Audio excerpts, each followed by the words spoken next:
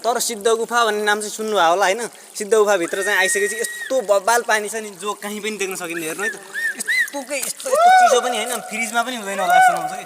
ल हेर्नु है डब्बा ल्याएको ओहो हो हेर्नु यहाँको झरना ओहो।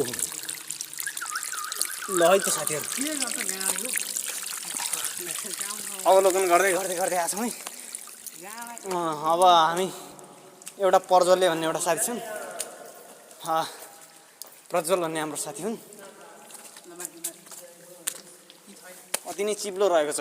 अन्तिम टापु चाहिँ कहाँ छ त? हामी सिद्ध गुफा जान्छौँ, अन्तिमसम्म देखाउँछ हामी। मैले 3टा भिडियो बनाएँ, एउटा 2 मिनटको, एउटा 2 मिनटको अनि 2 मिनटको अरू गरेर 3टा भिडियो बनाएँ। यहाँ चाहिँ मलाई चाहिँ चुरा बजे जस्तो लाग्यो, तर त्यो चाहिँ होइन है।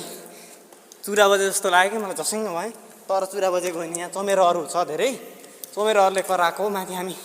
यो चाहिँ सिद्ध गुफा भनेर